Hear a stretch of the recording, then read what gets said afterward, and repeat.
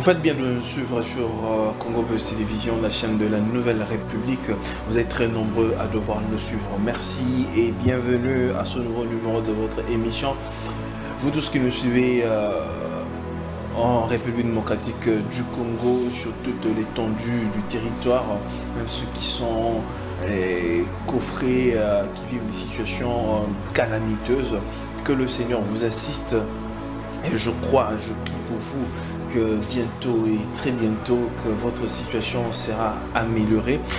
Et pour tous ceux qui nous suivent en Europe, aux États-Unis, dans toute l'Afrique, je vous suis très reconnaissant. Alors une manière pour vous de nous soutenir, c'est de vous abonner sur notre chaîne et de partager le lien à ceux qui n'ont pas l'information. Je reçois pour vous un habitué de cette émission, le prophète Franck, que vous aimez et qui vous bénit dans ses passages sur ce plateau et qui nous parle des éléments, des choses beaucoup plus intéressantes qui tirent sur le monde des Saintes Écritures. Il est là aujourd'hui, le prophète Franck. Avec lui, nous allons parler sur les malédictions générationnelles, parce qu'aujourd'hui, on peut se poser tant de questions. Existe-t-il réellement des malédictions générationnelles après la croix? Christ est mort sur la croix. Pouvons-nous toujours être attachés, ou pouvons-nous toujours être sous influence diabolique d'une certaine façon, parce que Christ a déjà payé le prix au calvaire? Nous en parlons avec le prophète Franck, à qui j'ai dit bonsoir et bienvenue, prophète. Bonsoir, monsieur Gilles. Vous allez bien? Oui, ça va très bien par la grâce de Dieu. Très bien habillé. Merci beaucoup. J'apprécie votre cravate là. Merci beaucoup. Très bien. Alors, prophète Franck, avant de pouvoir ouvrir notre émission, j'aimerais d'abord savoir comment se porte l'état de votre œuvre ou encore de votre église. Personnellement, l'église Iron Church évolue très bien par la grâce de Dieu, que ce soit celle de Lubumbashi ou aussi de Paris. Tout va très bien par la grâce de Dieu. Très bien. Comme l'apôtre Paul disait, l'église croit. Alors ça veut dire que, comme l'apôtre Paul disait plutôt, que vous croissiez comme que vos âmes croissent comme voilà, votre corps croit aussi. Donc l'église croit aussi de la même façon. Exactement. Très bien. Alors, ouvrons directement cette émission, prophète Franck, par une question polémique qui fait couler beaucoup d'encre, beaucoup de salive aujourd'hui dans le milieu religieux. On en parle et certaines personnes soutiennent et certaines personnes ne soutiennent pas cet avis. Cette question des pères spirituels. Existe-t-il des pères spirituels dans la foi? Exactement, nous avons vraiment des pères spirituels qui existent, et aujourd'hui personnellement, il existe des bons pères spirituels dans l'église et dans le corps du Christ, et à qui nous sommes attachés et nous sommes en train de travailler sur leur alliance, leur vision. Et une des choses que nous devons aussi savoir, qu'il existe des bons pères spirituels, ou aussi, je peux dire aussi, il existe aussi des pères profiteurs, des grâces des fils. Attendez un peu, prophète. Vous parlez des pères. Exactement. La Bible stipule qu'il existerait des pères spirituels, ou bien c'est une affaire montée par l'Église ou même par la religion qui est des pères d'une certaine façon? Bon, si on amène ça dans la Bible personnellement, vous allez voir que dans la Bible, on a beaucoup plus considéré Dieu comme notre Père spirituel. Parce que la Bible dit même que n'appelait que Père Dieu. Dieu, exactement. Maintenant, par rapport à ce qui se passe aujourd'hui dans le corps du Christ, nous pouvons être des chrétiens qui viennent de croire. On a toujours besoin de quelqu'un qui peut nous orienter, qui peut aussi nous conduire. Cela veut dire que comme vous pouvez voir l'histoire de Moïse, et Moïse était là, il avait un peuple qui lui suivait, il avait simplement besoin d'orienter ce peuple-là. Ça veut dire qu'avec le système de l'Église, nous avons des personnes qui nous ont quand même précédés dans les choses de Dieu, à qui nous pouvons toujours appeler Père. Ah, là, ça devient une affaire qui n'a pas de fondement biblique, mais Exactement. De forme par la sociologie, donc on les appelle comme ça, Exactement. les pères, Exactement. mais qui n'a rien à voir avec la parole Avec de Dieu. la parole de Dieu, exactement. Alors pourquoi prendre, parce que l'apôtre Paul dit n'ajoutez rien et ne retranchez rien.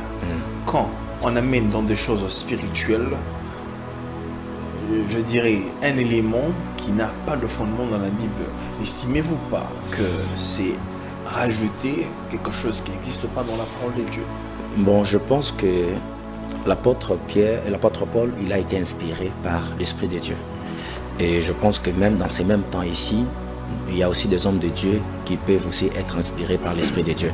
Cela veut dire que nous ne pouvons pas simplement, c'est bien sûr la Bible, elle est importante, on doit connaître la parole de Dieu. Il y a aussi Dieu qui peut toujours aussi nous parler dans cette même génération, certaines choses que nous pouvons pratiquer dans l'Église. Si on peut ouvrir directement cet aspect-là des pères, existe-t-il des pères modèles aujourd'hui au Congo? Exactement, au Congo, il y a vraiment des pères modèles, des pères vraiment qu'on peut prendre même leur style, leur manière de servir Dieu.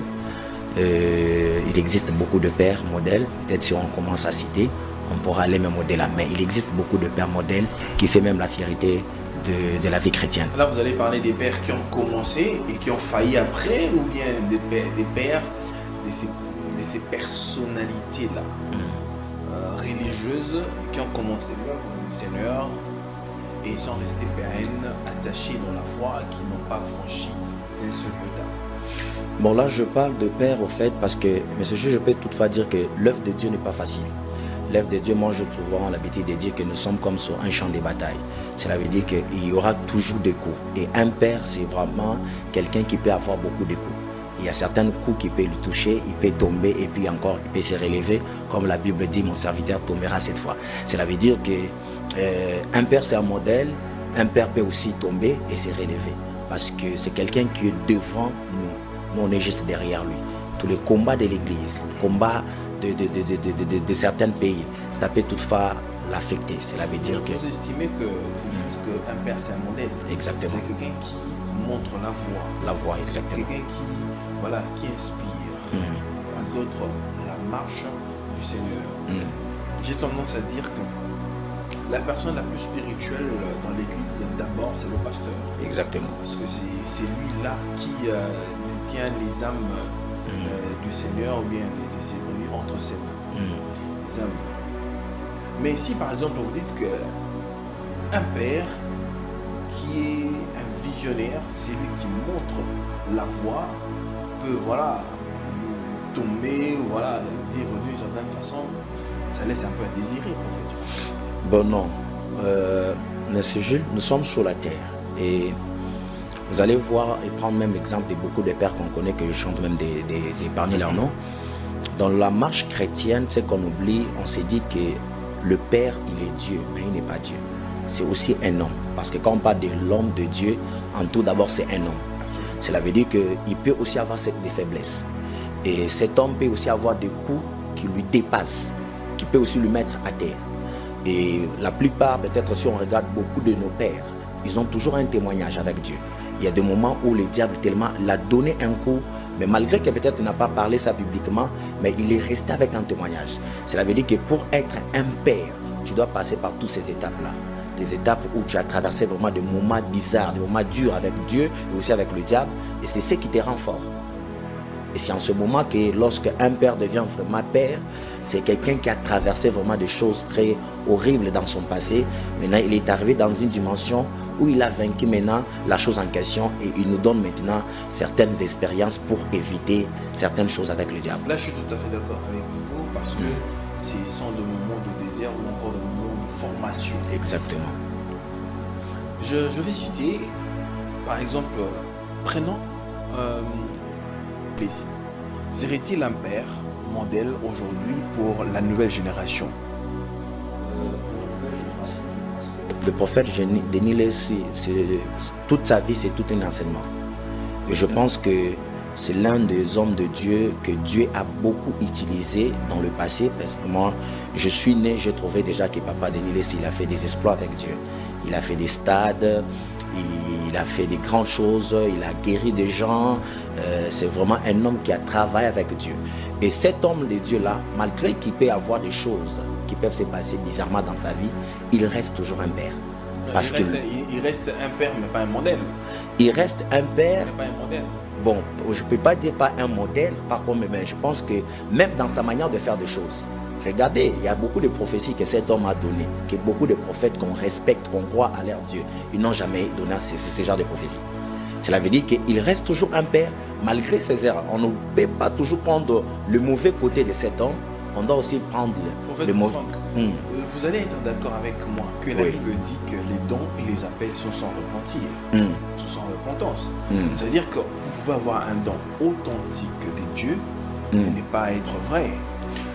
Je ne pense pas, mais c'est... Bon, je peux dire, vous avez complètement raison, mais par rapport à cet homme, c'est quelqu'un que Dieu a appelé. Malgré qu'il s'est passé certaines choses dans sa vie, c'est quelqu'un qui porte la chose de Dieu. Et je pense que dans le temps qui viendra, Dieu lui-même va faire ce qu'il doit faire avec lui. Et mais il reste un père. Que Dieu est appelé, par exemple, je prends l'apôtre Paul. L'apôtre Paul qui était un brigand, ainsi de suite, qui a rencontré la colonne de feu. Le Seigneur Jésus lui-même lui commissionnant de faire l'œuvre du Seigneur.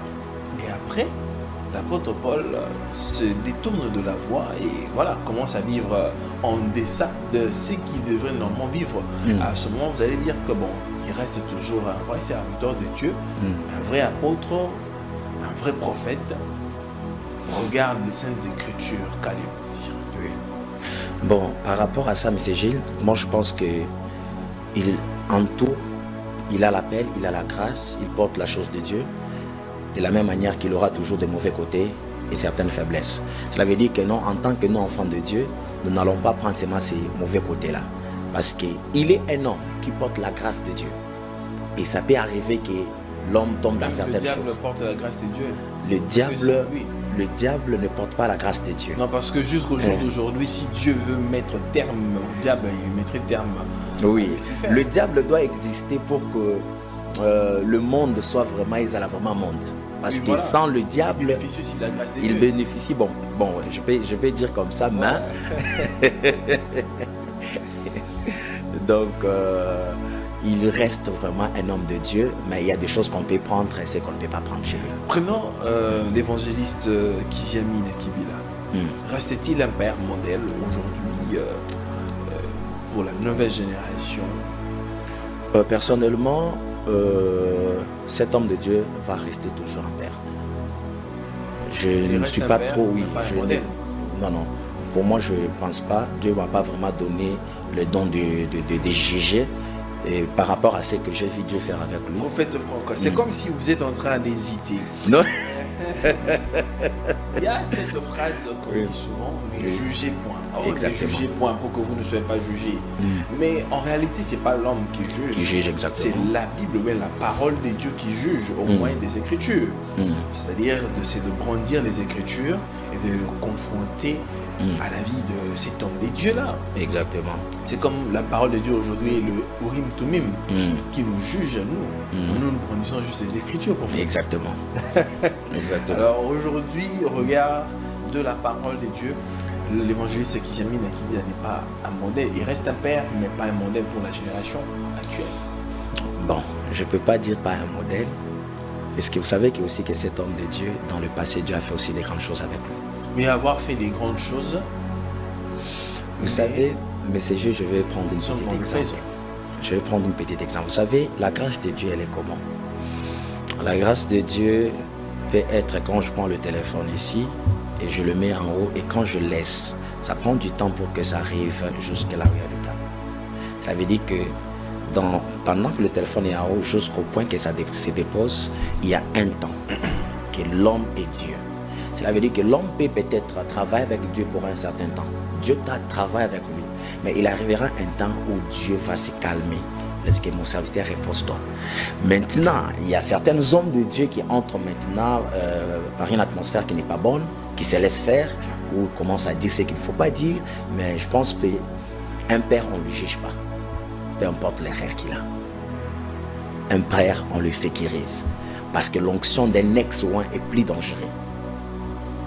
Comment est-ce que quelqu'un qui n'est plus en Christ peut toujours être un oint? Parce que l'oint, c'est le Saint-Esprit. C'est Dieu œuvrant dans l'homme. Mais quand par exemple Christ, on peut voir la manifestation de Christ n'est plus là dans votre ministère, dans votre vie, comment est-ce que vous appellerez toujours oint? Monsieur Gilles, vous savez que aussi l'apparence elle est trompeuse. Parce que nous pouvons voir par rapport au physique, aux faiblesses de cet homme. Mais dans son cœur, il y a quelque chose entre lui et Dieu. Et je pense que si Dieu a permis que cet homme soit comme il est, il a l'alliance avec lui. Vous savez que la Bible dit c'est de l'abondance du cœur que la bouche parle. Exactement. C'est-à-dire tout ce qui est manifesté à l'extérieur provient de l'intérieur. De l'intérieur. Tout ce que les hommes vivent à l'extérieur vient de l'intérieur. Exactement. Y a-t-il alors des pères auxquels le prophète Franck regarde et est inspiré aujourd'hui comme serviteurs des dieux modèles qui n'ont franchi à rien et puis qui vivent une vie pieuse et qui sont vraiment de vrais modèles, quoi? Personnellement, oui. Je pense qu'il y a un homme que j'ai beaucoup aimé. Dieu m'a jamais permis de le rencontrer.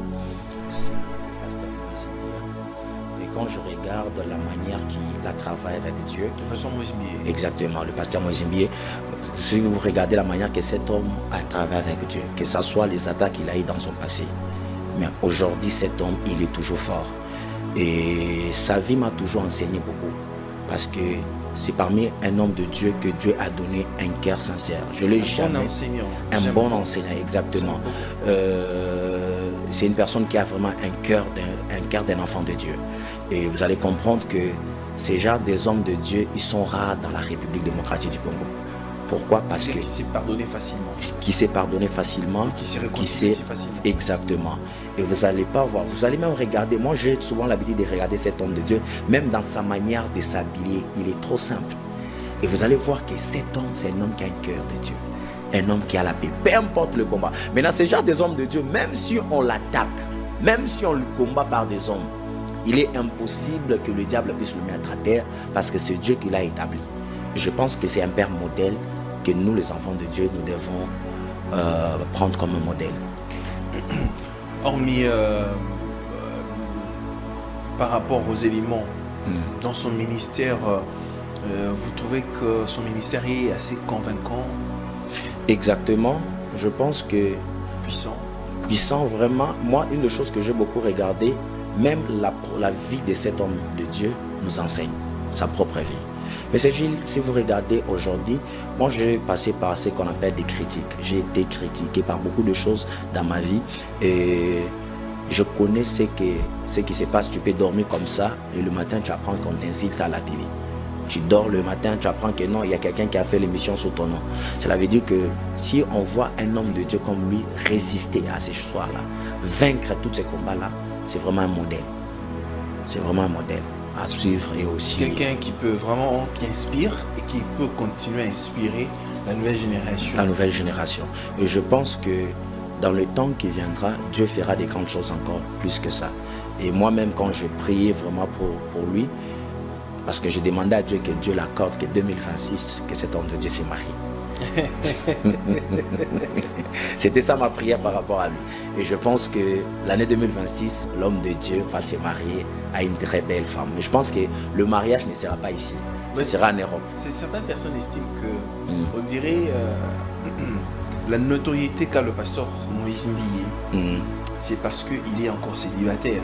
Oui. Le jour où il osait se marier, les sœurs vont sortir des cités Bethel et voilà, sa notoriété va baisser et voilà, beaucoup de gens vont sortir de l'église. Comment trouvez-vous? Bon, moi je ne pense pas souvent parce que l'église Bethel, c'est vraiment une église qui a été fondée. Si vous regardez, il y a des jeunes, mais c'est une église qui est nourrie par la parole de Dieu.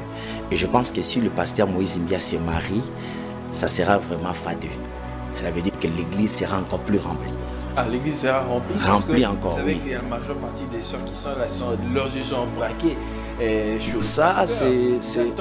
Et celui-là qui ne sera peut-être pas choisi, bon voilà, il sera... Moi, je pense que si on peut avoir des sœurs qui peuvent quitter, cela veut dire qu'ils n'étaient pas remplis de l'Esprit de Dieu. Mais s'il y a des personnes qui sont remplies de l'Esprit de Dieu, ils vont rester. Vous savez que quand on a un besoin, cela n'a pas de lien avec avoir l'Esprit de Dieu. Exactement. Exactement, c'est ça. Très bien. Vous estimez que Moïse Mbié pourrait être Josué qui amènerait l'évangile aujourd'hui, comme à l'instar des grands qui sont passés, comme les Adi Nabala, qui ont amené le réveil. Aujourd'hui, on peut parler vraiment en RDC comme ça. Moïse Mbié qui pourrait vraiment amener un grand réveil, amener les enfants de Dieu jusqu'à un certain niveau en Christ. Oui, je le crois très très bien. Et je crois que le pasteur Moïse Mbié, et vous savez que même pour faire de grandes choses avec Dieu, il faut avoir un cœur sincère et un cœur qui est beaucoup rempli de l'amour de Dieu. Et le pasteur Moïse Mbié, c'est un homme que Dieu a donné le mandat, la grâce et aussi l'onction qui doit impacter des générations.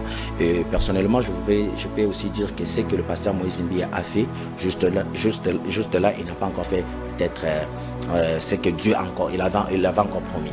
Et il va faire des grandes choses que ce qu'il a fait actuellement. Et je pense que dans le temps qui arrive, ça sera vraiment un père modèle pour plusieurs. Malgré qu'il y a eu des choses dans le passé, le pasteur Moïse Mbié reste un père qu'on doit prendre comme un style vraiment. Un repère. Un repère vraiment. Très bien, merci beaucoup prophète Franck.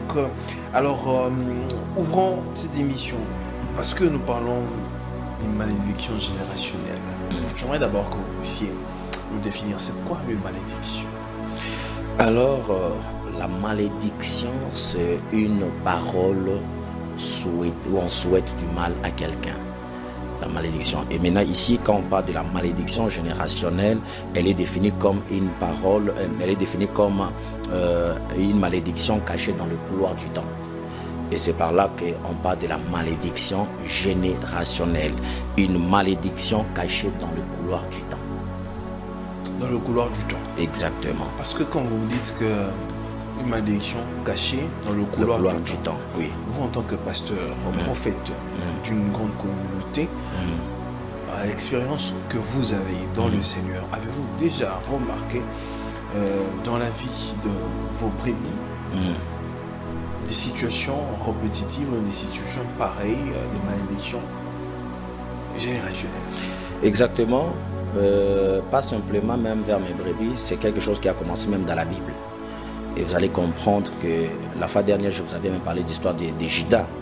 Judas qui a couché avec sa belle-fille. Et pendant que Judas couche avec sa belle-fille, et c'était prévu que le premier roi puisse venir de la tribu de Judas. Mais à cause de ce péché, le péché est allé détruire presque pour quelques générations. Et après quelques temps plus tard, pour que le roi puisse venir du roi de la tribu de Juda, le roi est venu de la tribu de Benjamin. Tout simplement parce qu'il y avait quelque chose, une porte qui était comme une malédiction qui affectait toute une génération. Et je pense que la malédiction générationnelle se manifeste aussi dans la vie de beaucoup des enfants de Dieu.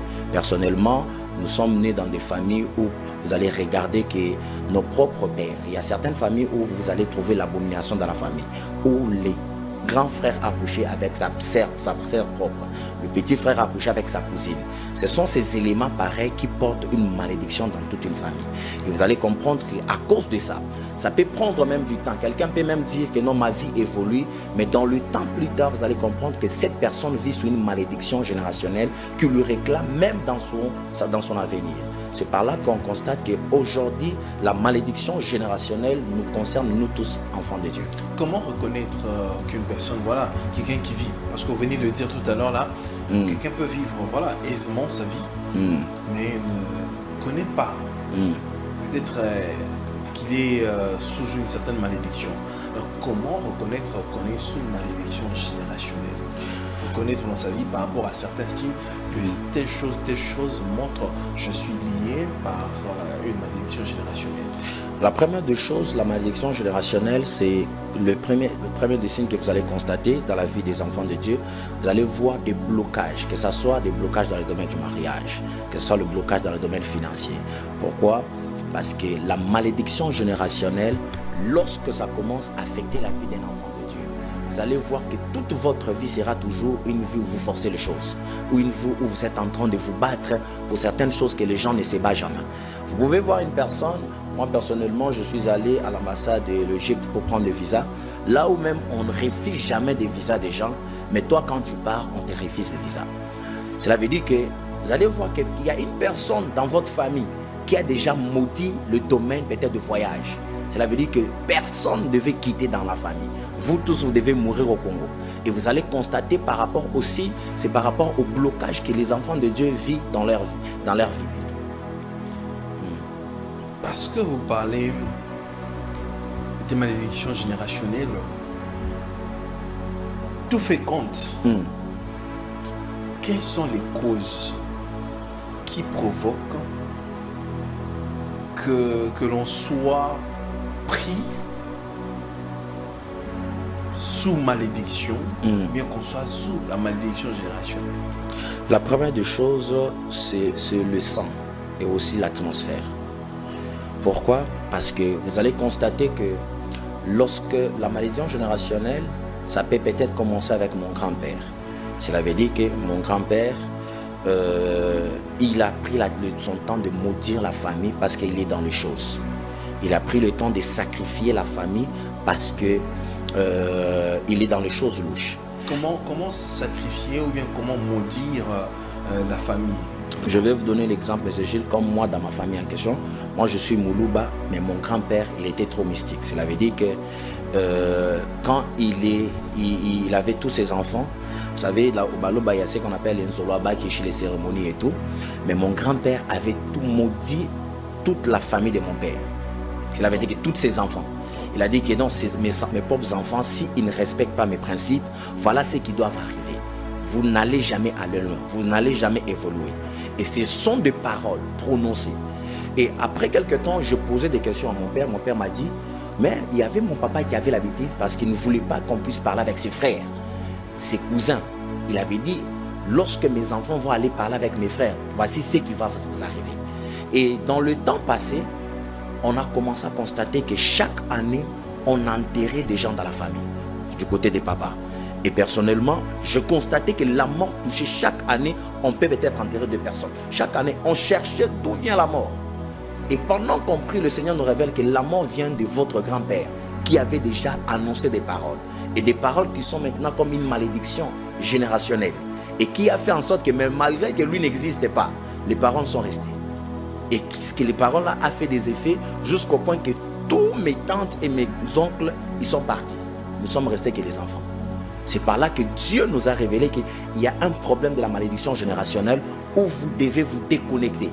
C'est pourquoi ça nous a touchés et pourquoi ça a touché d'abord les parents, parce qu'il y avait un problème d'alliance, des sangs et aussi il y avait un problème d'atmosphère. Je l'ai dit dans mon prélude de prophète Franco. Christ est mort sur la croix. Exactement. Il a payé du prix pour que nous soyons, voilà. Parce qu'il a dit, et le péché, les malédictions, tout, il les a cloués à la croix.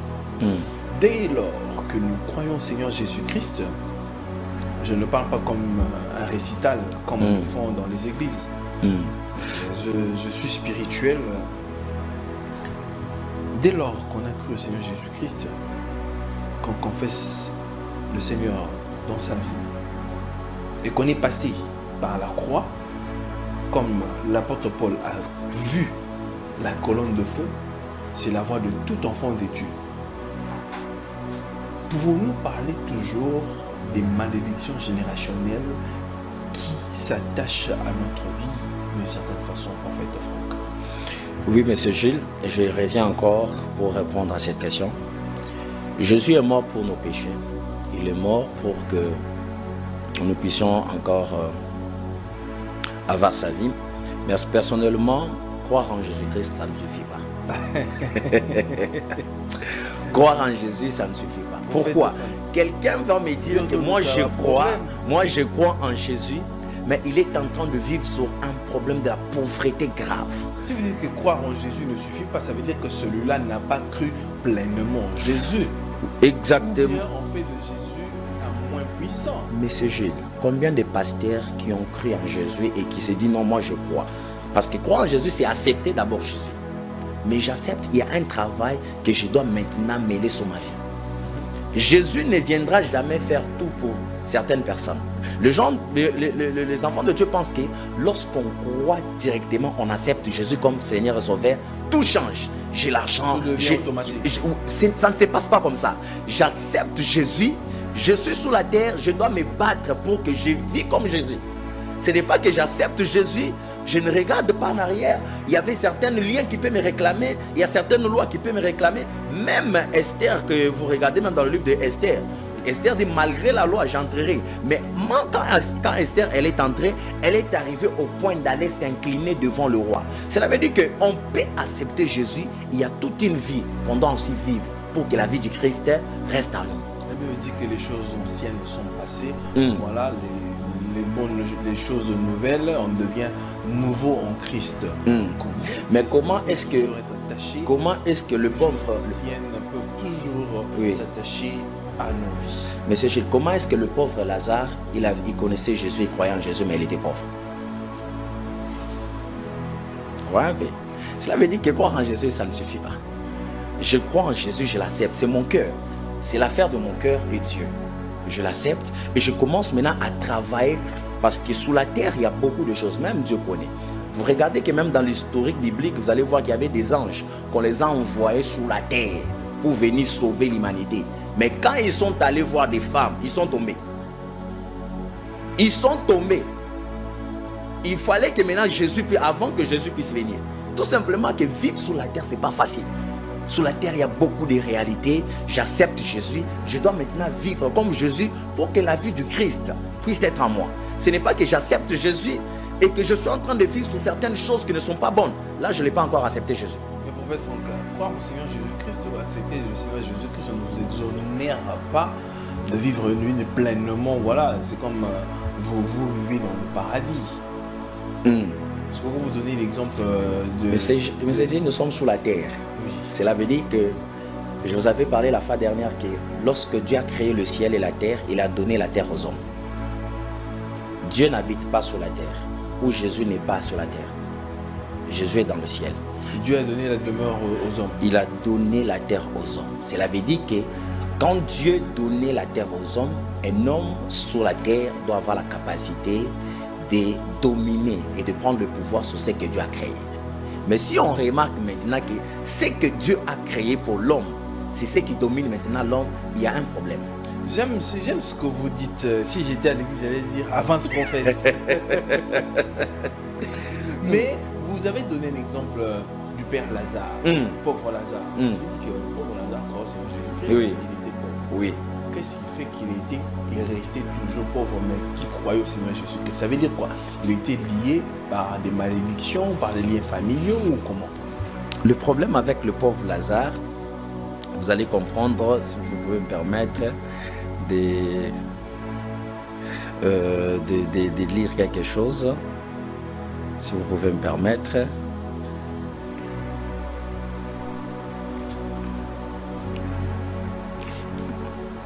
Le problème avec le pauvre Lazare, M. Gilles, vous allez comprendre que...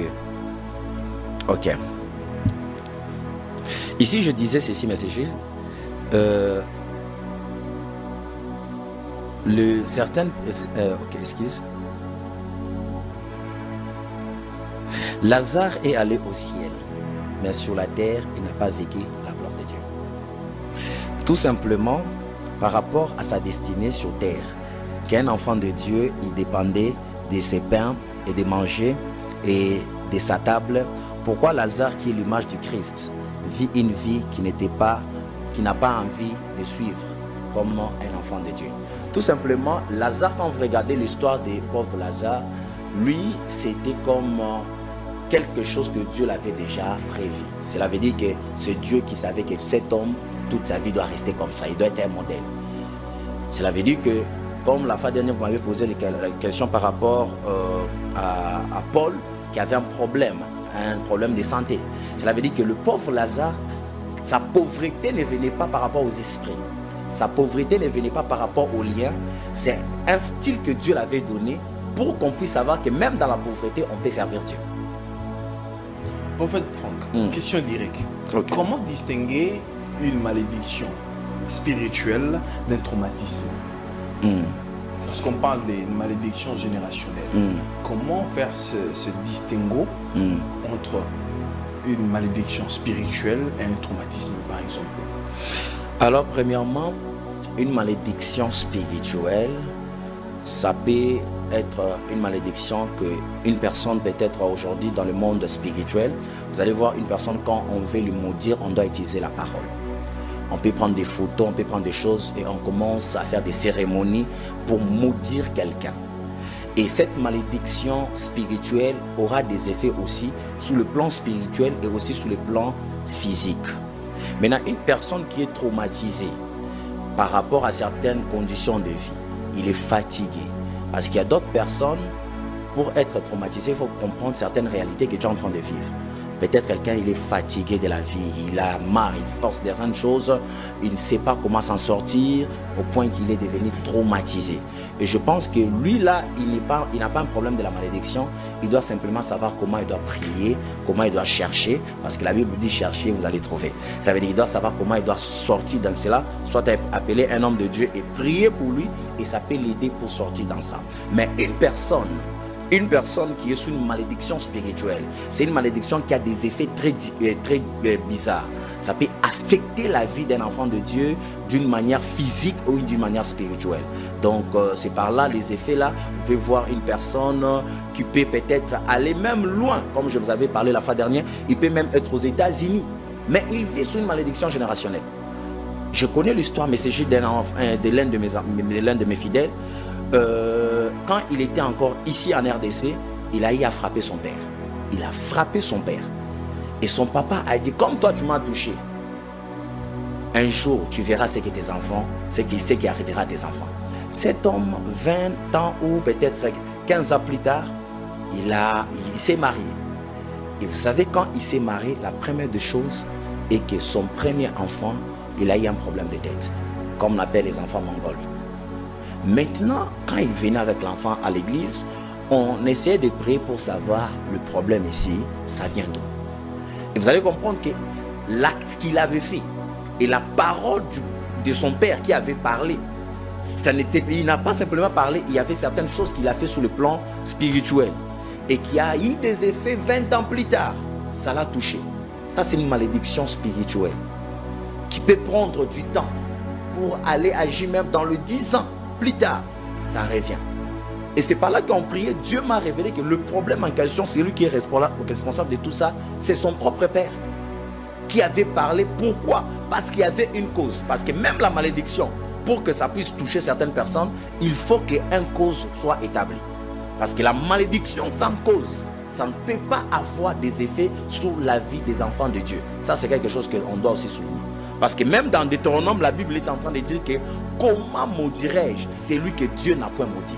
Cela veut dire qu'il est impossible aussi de maudire une personne que Dieu n'a pas maudit.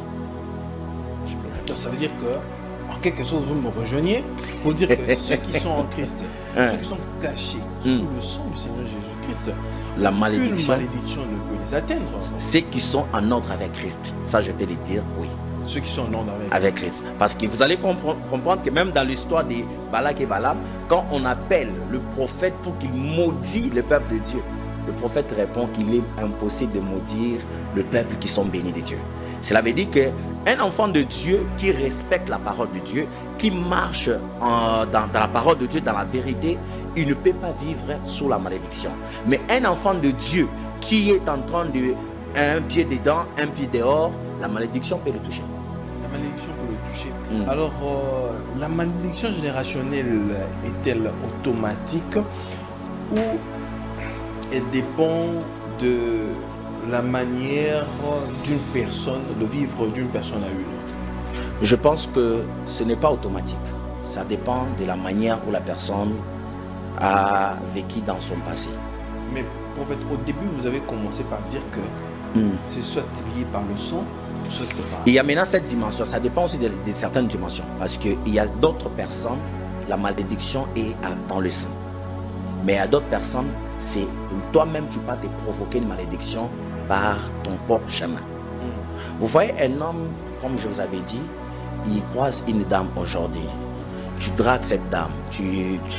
Après quelques temps, tu couches avec cette femme et tu l'abandonnes. Est-ce que vous savez que sur le plan spirituel, cette femme, quand elle dira des choses sous ta destinée, ça aura des effets. Et ça, c'est une malédiction provoquée. Cela veut dire que moi-même, je suis responsable de ce qui m'arrive. Maintenant, la malédiction qui est comme dans le sang, c'est une malédiction qui a travaillé avec nos arrière-grands-pères, qui ont créé des effets. C'est par là que j'ai touché l'histoire de Judas, qui a fait des choses et à cause de son péché à lui, ça a touché toute une génération. Pourquoi? Parce que nous sommes dans la même tribu de Judas, et comme Judas a péché, à cause des péchés de Judas, le roi qui devait naître dans la tribu de Judas, il est allé sortir dans la tribu de Benjamin. Je vais le dire comme ça. Wow, c'est très profond. C'est très profond. Alors, vous avez parlé des causes. Oui. Vous avez soulevé un élément très capital ici. De cette personne qui est sortie avec une femme. Oui. Et que cette femme-là, sur le plan spirituel, peut avoir des paroles sur la destinée de cet homme-là. Quelle est la voie de sortie pour cette personne-là? La prière, ou bien c'est de revenir, se réconcilier avec la personne s'il y a des mal qui ont été causés, des préjudices qui ont été causés, on repart et puis voilà, et tout redevient normal ou comment? Je vais répondre déjà. Vous savez, 85% des hommes, leur vie n'évolue pas, c'est par rapport à leurs ex. Pourquoi? Parce que... Oh, c'est fort ça. Oui, 85% des hommes, leur vie n'évolue pas, c'est par rapport à l'exercice. Vous savez, quand vous sortez avec une femme sur le plan spirituel, elle pèse, même si elle est païenne. Cela veut dire que quand tu entres dans la vie d'une femme et que tu ne réalises pas le parole que tu l'avais promis auparavant, cela veut dire que tu viens, tu mens la personne. Parce que vous savez qu'il y a des hommes qui sont tellement professionnels, il peut draguer une femme, tu sais toi-même, tu es conscient que là je suis en train de mentir. Mais après, ce que tu cherches, c'est le sexe. Et une fois que tu couches avec cette femme, directement sur le plan spirituel, cette femme, elle a le pouvoir sur ta destinée. Pourquoi? Parce que le sexe, sur le plan spirituel, ça a des effets. Et c'est pour cela que vous allez voir que la vie de beaucoup des hommes n'évolue pas parce qu'il y a des personnes qui ont déjà parlé sur leur vie. Et il y a des femmes plutôt qui ont déjà parlé sur leur vie. Toi, même si tu pars comment, tu ne peux jamais évoluer. Seulement si tu ne m'avais pas connu. Comment cette parole? Beaucoup peuvent négliger, mais cette parole a des effets dans la vie de beaucoup de hommes. Et pour quitter sous cette parole, il faut rentrer en arrière et chercher cette personne. Premièrement, tu demandes enfin que cette personne puisse te pardonner. Et si tu peux avoir quelque chose qui peut affecter son cœur, enfin que parce que la parole, une bénédiction sort quand le cœur d'une personne est dans la joie. Et lorsque vous pouvez avoir quelque chose qui peut réjouir son cœur et qu'elle puisse encore parler des paroles de bénédiction sur ta vie, cette malédiction va tomber. Et là, c'est la première partie. Et la deuxième partie, qu'est-ce que la démarche que la personne... La deuxième partie maintenant, c'est au niveau maintenant de la prière. Tu cherches des hommes de Dieu et puis une fois que tu cherches les hommes de Dieu, on commence à redéclarer des paroles de bénédiction sur la vie, sur ta vie et aussi en train de te bénir. Une fois qu'on te bénit, tu prends ton offrande, tu mets à l'église. En fait, pourquoi vous habituez les gens à aller toujours vers les hommes de Dieu? Pourquoi ne pas responsabiliser les chrétiens eux-mêmes? Pourquoi ne pas dire que la personne peut aller seule, voir Dieu et de prier, d'exposer le problème à Dieu parce qu'il a déjà arrangé avec la personne et il n'a qu'à venir auprès de Dieu d'arranger, de donner par exemple son offrande ou bien se consacrer à Dieu et puis voilà. Bon, on demande beaucoup plus aux hommes de Dieu. Pourquoi? Parce que il y a certains hommes de Dieu, ils ont aussi l'expérience de la vie spirituelle. Cela veut dire que devant un homme de Dieu, il peut bien t'orienter que toi-même. Quelqu'un il peut avoir un problème, mais il y a comme une flemme, il y a quelque chose qui ne lui permet pas de bien prier. Mais un homme de Dieu va te soutenir, il va t'aider à bien prier, il va te dire là il faut prier comme ça, là il faut jeûner comme ça. Mais personnellement, si quelqu'un se sent aussi que non, il peut prier lui-même, c'est pas un péché, il peut prier lui-même, Dieu va toujours écouter la prière. Quel rôle joue alors la prière, la repentance et la foi quand on parle des malédictions générationnelles? Quelqu'un qui prie, quelqu'un qui a la foi en Christ, quelqu'un qui s'est repenti. Dans ce cadre-là, pouvons-nous toujours parler des malédictions générationnelles? Quelqu'un que je connais certaines personnes qui sont tellement consacrées à Christ, qui ont vraiment donné leur vie à Christ d'une certaine façon. Mais ces genres de personnes on peut dire qu'ils sont sous malédiction générationnelle d'une certaine façon. Le problème maintenant, mais c'est juste quoi? Par rapport à la malédiction générationnelle, je vous ai parlé sous deux sortes de malédictions générationnelles. Il y a ce que moi j'appelle malédiction provoquée. Mais si cette personne se retrouve sur ce type de malédiction provoquée, cela veut dire qu'il doit savoir comment est-ce qu'il a bien arrangé avec son Dieu, avec des personnes qui sont responsables de cette malédiction. Et si la personne se dit non, moi j'ai arrangé avec Dieu et aussi j'ai regardé derrière moi, j'ai aussi arrangé avec des personnes ou peut-être j'ai contrôlé bien mon parcours et que j'ai mis les choses en ordre, là je crois en Dieu, Jésus m'a sauvé, je pense que ça va. Mais une personne qui n'a même pas, qui part confesser, parce que confesser là, la Bible dit confessez vos péchés aux uns et aux autres. Vous savez qu'aujourd'hui nous avons des problèmes sous le problème de confesser. Quelqu'un va aller prier. Oh Seigneur, j'avais péché, pardonne-moi. Bien sûr, Dieu peut t'écouter. Mais une confession qui touche le cœur de Dieu, c'est voir quelqu'un qui était peut-être dans une vie qui n'était pas bon, passer devant beaucoup de gens et dire que moi que vous voyez ici, je viens confesser. J'étais dans le péché et j'ai fait ceci, j'ai fait cela et je vous demande pardon. Cette confession-là, ça touche le cœur de Dieu. Oh, il y a une écriture, il n'y a aucun endroit dans la Bible où il est écrit il faut aller à l'église. Là maintenant vous amenez la religion de Kakou Philippe. Vous partez à l'église, vous savez pourquoi? Ce qui a détruit c'est si aujourd'hui j'ai volé, demain je vais à l'église, je vais confesser. Demain j'ai volé, je rentre encore devant l'église. Vous savez, ce qui a fait aujourd'hui que beaucoup des enfants de Dieu ont peur de confesser dans les églises, c'est aussi par rapport au pasteur. Ah voilà. Vous voyez un peu? Heureusement vous avez dit. Exactement. Parce qu'il n'a pas droit même de dire ça à sa femme. Quand quelqu'un vient, il dit papa, moi j'ai tué quelqu'un. Je dois aller avec ce problème vers Dieu. Voici ton enfant, il a fait ceci, il a fait ceci. Même si même ma femme me demande, je n'ai pas droit de lui dire parce que c'est la vie de quelqu'un. Qui est sous ma responsabilité. Les mamans pasteurs sont devenus des oui. Ministère, je ne sais pas, mais ils partagent le ministère avec l'homme de Dieu, je ne sais pas. Oh là là. Maintenant vous avez un pasteur qui est aussi, excusez-moi pour le terme, qui est bébé spirituel et qu'on vient, on confesse sur lui. Hey, vous savez ses frères ici, il est tombé avec 10 sœurs dans cette église et ça crée un problème dans l'église. Et c'est ce qui fait que les enfants de Dieu ont maintenant peur. Quand ils ont des problèmes, ils préfèrent aller même devant Dieu. Seigneur, pardonne-moi et tout. Mais il y a certains péchés pour que tu te sens vraiment libre. C'est quand tu le confesses comme ça et puis ça te libère. Ça dépend aussi de la conduite. Exactement. Ça dépend aussi de la conduite du Saint-Esprit ou de Dieu qui va te donner... c'est un peu ça. La conduite de Dieu de vous donner pour sortir dans ça, exactement. Cette situation-là. Exactement. Alors... parce que nous sommes en train de chuter tout doucement, prophète Franck, ça fait... Le chrétien peut-il craindre les malédictions générationnelles tout en étant en Christ? Ou bien, connaissant, on a quand même une marge de manœuvre, une voie de sortie? La voie de sortie... Un enfant de Dieu, un chrétien, même si tu sais que ta vie est sur une malédiction générationnelle, premièrement, un enfant de Dieu n'a pas besoin d'avoir peur.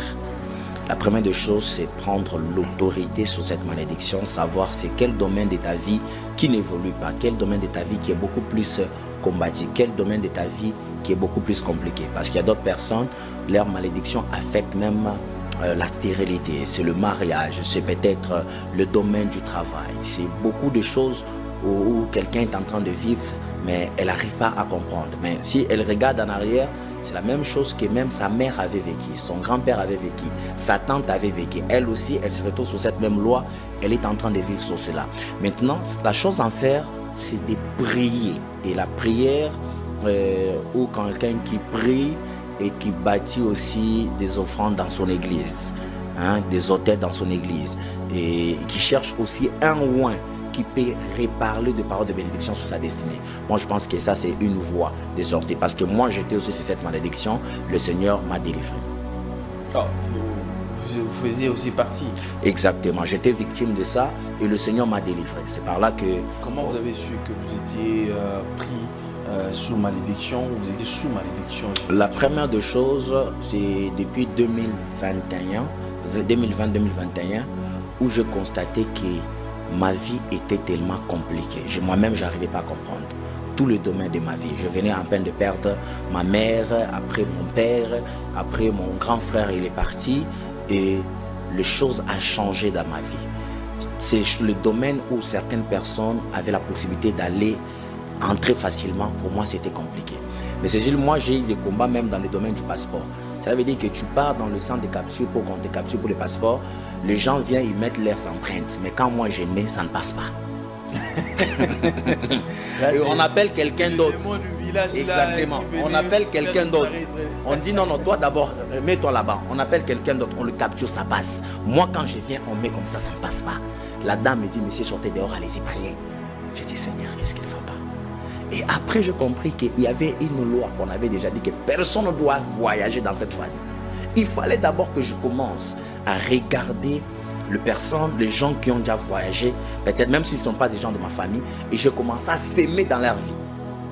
Et je commence à s'aimer. Il y a même des moments où j'avais dit à ma femme que maman, comme tu es en France là-bas, amène-moi d'abord la terre de la France ici. Je dois prier avec la terre là.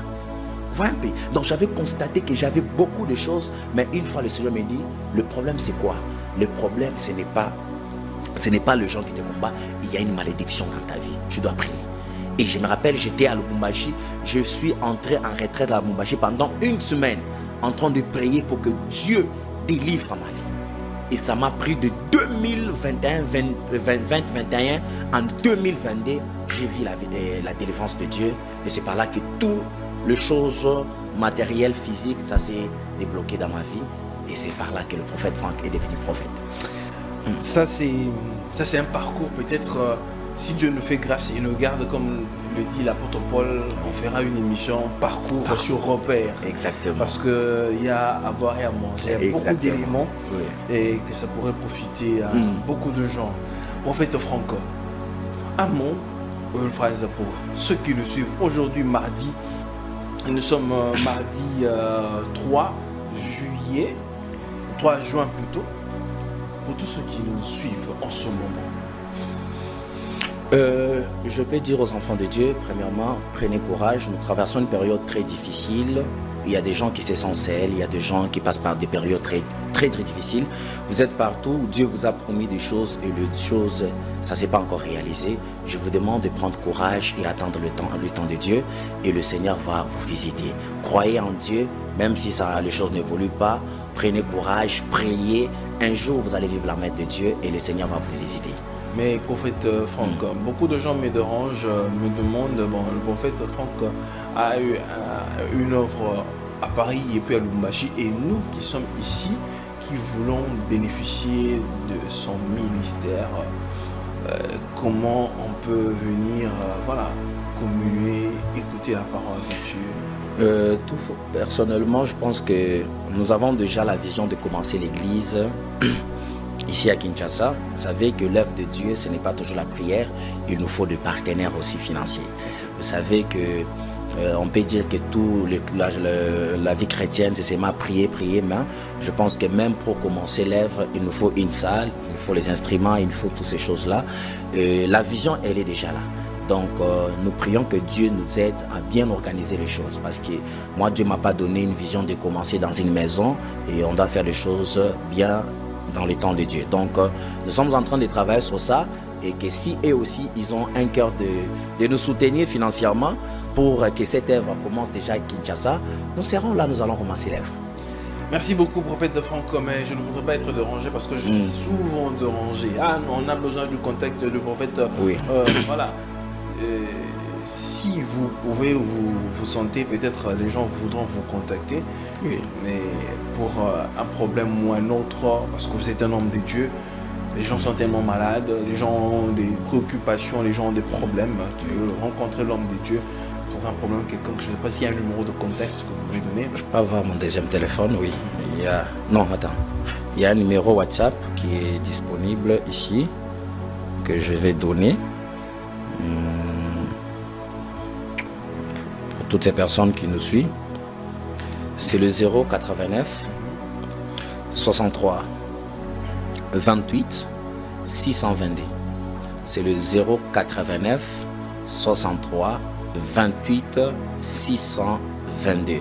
Ça, c'est mon numéro WhatsApp, mon deuxième numéro WhatsApp. Donc, pour toutes ces personnes qui cherchent à nous contacter, vous pouvez nous contacter sur ce numéro WhatsApp. C'est le numéro de prophète Franck Moteba.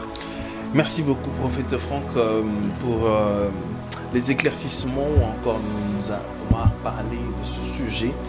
Et beaucoup de gens vous aiment déjà pour le travail que vous abattez et pour les sujets aussi profonds et qu'on a développé sur ce plateau. Je sais que c'est chez vous.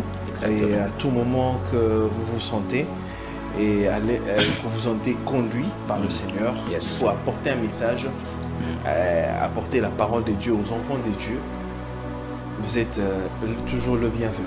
Merci. Mesdames et messieurs, c'est ici que nous mettons terme à cette émission. Merci d'avoir été très nombreux à devoir nous suivre. Vous pouvez suivre cette émission sur Congo Buzz Télévision, la rediffusion vendredi à 16h ainsi que dimanche à 12h juste. Pour le reste, portez-vous bien, que la paix soit avec vous et que Dieu vous bénisse. Au revoir.